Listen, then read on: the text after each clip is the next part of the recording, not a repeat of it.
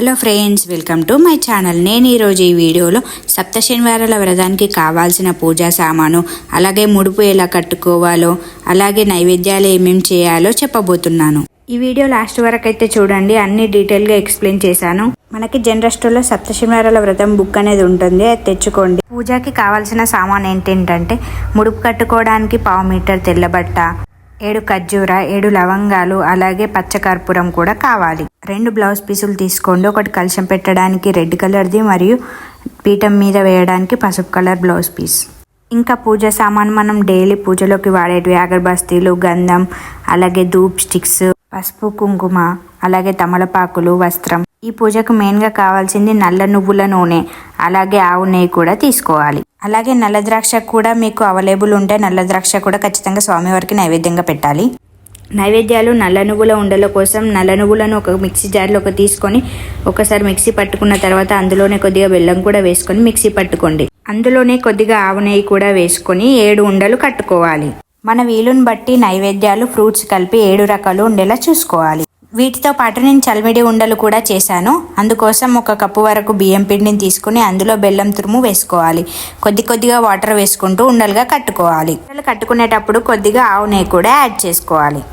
మనకు ఈ సప్త శనివారాల వ్రతం చేసేటప్పుడు చాలా డౌట్స్ వస్తూనే ఉంటాయి. మనం పూజ చేసిన కొద్దీ మన డౌట్స్ అన్నీ క్లియర్ అయిపోతూనే ఉంటాయి. దేవుని దగ్గర పెట్టే పిండి ప్రమిదల కోసం కొద్దిగా బియ్యపిండి తీసుకొని అందులో బెల్లం తురుము వేసుకొని అరటిపండుని కొద్దిగా స్మాష్ చేసి వేసుకోవాలి.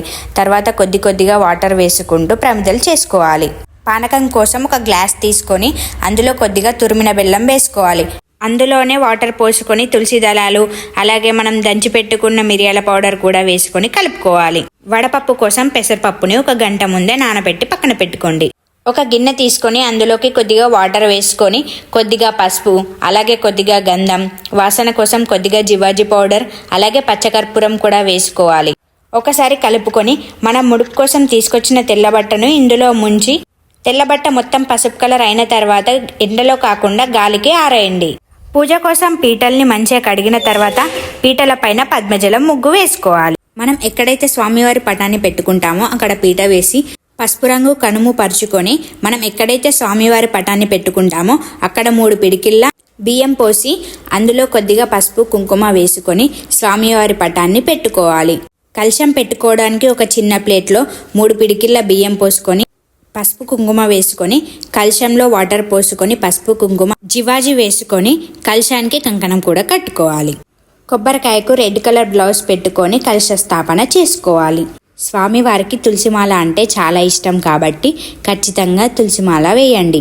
మీ దగ్గర తులసిమాల వేసే అన్ని చెట్లు లేవు అనుకుంటే 4-5 తులసి దళాలు అన్న స్వామివారి పటం ముందు ఉంచండి. ముడుపు కట్టడానికి మనం ఆరబెట్టుకున్న పసుపు బట్టను తీసుకోండి.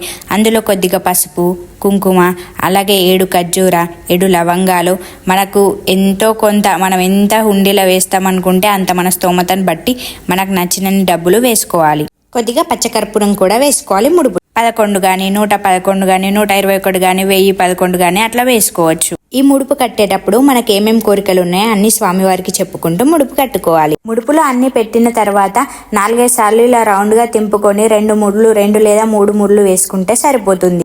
ముడుపుకు గోవిందనామం పెట్టి స్వామివారి దగ్గర ఉంచాలి ముడుపును. ఇలా మన సప్త శనివారాల వ్రతం అయిపోయే వరకు స్వామివారి ముందే ఉంచాలి మనం ఈ ముడుపును. అలాగే ఇక్కడ స్వామివారి పటానికి వస్త్రం వేసుకొని కలశానికి కూడా వస్త్రం వేసుకోవాలి. పసుపుతో గౌరమ్మని చేసి కుంకుమ బొట్లు పెట్టుకొని తమలపాకులో పెట్టుకొని స్వామివారి పటం ముందు ఉంచుకోవాలి. గౌరమ్మకి పసుపు, కుంకుమలు, అక్షంతలతో పూజ చేయాలి. మనం 7 శనివారాల వ్రతం బుక్ తీసుకుంటాం కదా, అందులో ఉంటవి మనం కలశం పెట్టేటప్పుడు ఏమేం పూజ చేయాలి, అలాగే గౌరమ్మను పెట్టుకునేటప్పుడు ఏమేం చదవాలి అనేసి.